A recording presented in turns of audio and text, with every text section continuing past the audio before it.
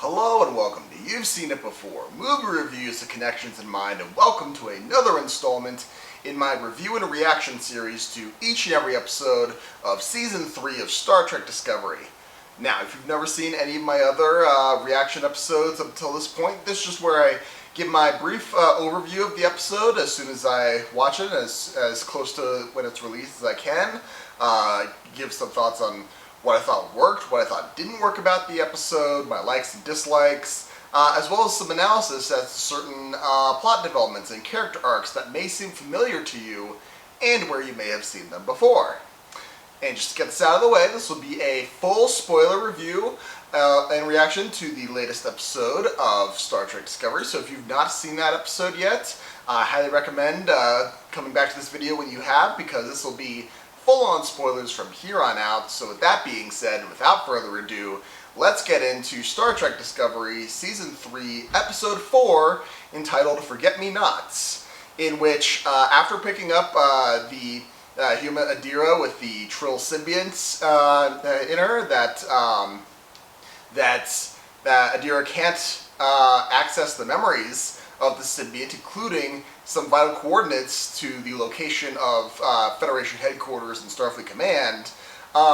Discovery travels to the planet Trill, hoping that the inhabitants there, who know a whole lot about Trill symbionts, will be able to figure out why Adira can't access these memories. So Burnham accompanies Adira down to the planet via her moral support, hoping that these elders can help her. Of course, in this time, because the Federation is essentially non-existent and Trill is no longer a part of the Federation, they are greeted with, initially greeted warmly, but because of the unique circumstances of the Trill bonding process, that the fact that the symbiont is bonded to a human, in this case, Adira is met by the elders of the Trill with some suspicion and hate, and open hatred, and also some desperation on some parties because of the burn. The Trill population was decimated, and there are now not enough people who can accept hosts, accept symbionts, and so a vital part of their history is slipping away from them. And some see Adira as the future of their race and their relationship with the symbionts. Others see her as an abomination, and but they're able to get Adira to the pools. I forgot the exact name of the pools where the Trill symbionts are bred and kept, and going to these pools was showed in other episodes, specifically in Deep Space Nine, that a host can access memories of the symbiont in these pools, and that's what they need. So the Adira goes into the pool. She finds the memories, or it's a tough process because for some reason, because they're in uncharted waters at this point, they've never done this with a human bonded symbiont before. She gets sucked into the pools, and Burnham has to do like an Inception thing where she gets linked to the mind with her, and inside Adira's mind there's a very cool visual representation of the various memories as like strands, and trying to connect with Adira. And through this we find out the past that she had on this generation ship, that her repressed memory being that the previous host of the Tal symbiont, as is revealed that Tal is the name of the symbiont in question. The previous symbiont was Adira's boyfriend, who there was some rockiness after the bonding, the implantation of the symbiont into Adira's boyfriend, and but they're starting to get to move past it when some kind of disaster hits their generation ship, and Adira's boyfriend is grievously injured. The host is dying. There's nothing they can do to save him, but the medical droid or whatever says that the symbiont will survive if a suitable host is given immediately, and of course Adira volunteered. That's the memory. That's how she got the symbiont, and with that acceptance and coming to terms with the with that tragedy, that brings into the whole thing full circle. She's able to access the memories. She's able to access all of her previous hosts' memories. There's a lovely scene where they come to terms with the embodiment of the hosts as I guess the voice of Tal or whatever. They say that Adira is accepted into the circle as one of them, and so now Adira is now Adira Tal. So she comes to terms with that, and coming to terms is what is going on in the B story of this episode, where the crew of Discovery, Saru is finding is rightfully concerned, and consulting with Dr. Culber, that the crew they're putting on a brave front, but obviously they're not fine after coming into the future and the implications thereof of that. So they can't go back. It was hinted at in the last episode, and I was hoping they would get to this, and they do. There's some serious trauma underlying these things, and Saru asked the computer to try and for ideas as to how to give the crew a sense of connection and belonging. So he ends up having a dinner party, which is like an awkward Thanksgiving, I guess, and things eventually blow up, and there's some tussles with Stamets and Detmer and Tilly as well, and they all storm off, but they all, as the episode is voiced by, the thought is given voiced by Culber, but it essentially, they start to liven it up after they hit the point where they have to admit that they are not fine, and after that point they are beginning to heal the episode. One of the last scenes is where the crew all watching a movie in the shuttle bay, but because the sphere data, which was integrated into Discovery when they brought it into the future, it has infected the computer somehow, and now the computer Discovery is sort of having a personality shift. It's got a mind of its own now, and Saru voices the fact that now, because the sphere data is now linked with Discovery and the crew are inextricably linked, now it seems the ship is caring for the crew. So there's some interesting implications going on there. And this episode concludes with the crew, with Burnham getting the coordinates of Federation headquarters, and it looks like next episode we're going to deal with them finally seeing Federation headquarters. What I thought worked about this episode is, like I said, I was hoping that they were going to, they kind of, one of my complaints about the last week's episode is that they kind of breezed by the thing where they don't really, it hadn't hit them yet, I guess, of what happened, and they didn't deal with it there. They're dealing with it now, and I think it is very important, and it's very relevant, especially especially right now with everything going on, that as far as mental health goes, sometimes just the best thing is to say, no, I'm not okay. And just to say that to someone, admitting that is very important. And I think that this episode dealt with it in a great way.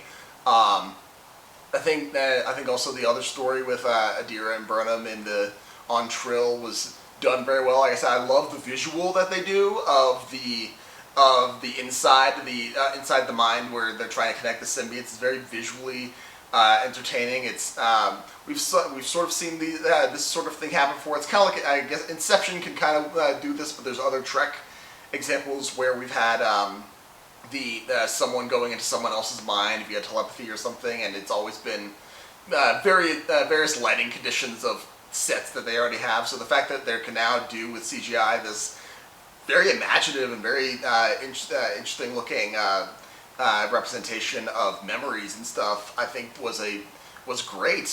One of the examples of doing something, once you give Star Trek a budget, then you can get some really cool stuff out of it. So good job on that front. Really, my only sort of complaint on this episode is, and also I'm starting to see somewhat of a trend with this as it goes along, mostly because it kind of has to fit in with the episode of the week sort of thing, but these are some very deep-seated issues that they're dealing with in the populations that the Discovery crew goes through, be it last week with between Earth and the Raiders, and now here on Trill between the the more conservative elements of the council, and then the more hopeful side of it. It seems like at the end of the episode when Adira comes out of the pool and she's able to list off all the names of of her previous hosts, it feels like they kind of got over their abomination phase really quick, in my opinion. Maybe a little too quick. Like I said, that may be just the right thing, just to wrap things up in a bow so they can move on, but that seemed somewhat unrealistic in that instance. Honestly, you just have to look out the window to see divides aren't really that easily overcome at this point. You can't just hand a Pepsi to the police line to give world peace. So I mean, that plays into the hopefulness of Star Trek as a whole. But I don't know, as far as writing goes, that felt like a little too convenient. But they just kind of had to go that route. Also, the decision process that Saru makes when he's in the ready room and he notices that the computer, there was a change in the computer. We saw the monitors in the back flicker with the severe data, and then we have like the computer going, "Oh, hello," and it's like, "Oh, I'm perfectly fine." And it's like, it's very obvious the computer is infected with something, or the sphere data is affecting it in some way. We're not entirely certain what. And Saru is is very clearly suspicious of what's going on, but really, when you say when it's presented as, "Oh, give the entire crew the night off and just put it on autopilot and have a nice dinner with the senior officers," it feels like that would to me, if I were captain, that would be like a humongous red flag. It's like, all right, hand control over the computer, which is now acting funny, and I'll just have dinner. It feels like Saru would have been a little more suspicious of that, but then that's exactly what he does. Oh, that seemed like an odd decision for me. I feel like there was a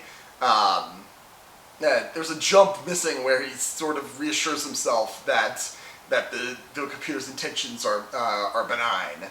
So that's just those are my main nitpicks with this episode. But overall, like I said, this season's actually pretty solid. I like what they're doing. They're exploring some complex things, and I'm excited to see where they go from here with the Federation headquarters. Once they get to that next week, it looks like. Yeah, this is great. And like I said, the big thing here is the memory thing, which is probably the standout point of this episode. And what I thought that reminded me of, we've seen elements of this scenario before, obviously in Deep Space Nine, when Jadzia Dax has to come to terms with the repressed memory of a previous host, Duran Dax, who was a murderer and murdered the previous host. But I think that there's a more pertinent similarity to be had here with another Trek episode, namely the Next Generation episode, Dark Page, in which Deanna Troi has to go inside the mind of her mother, Loxana, because she has discovered that she has repressed the memory.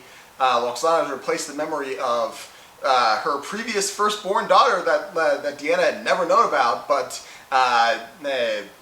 Kestra died tragically at a young age, and Loxana buried that memory, and Deanna has to help her come to terms with that loss, similar to how Burnham has to help Adira through bringing up these memories of a traumatic experience in her past with her boyfriend dying in her arms. That would be tragic.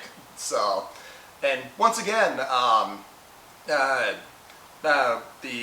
the actress Blue Del Barrio, they do a great job in this episode, and that they reminded me of that as well. So, good job with that. Also, the fact that now we seem to have this new relationship blossoming between ship and crew, where ship is now starting to get self-aware at this point with this new intelligence, and now the crew, and it's trying to care for the crew itself.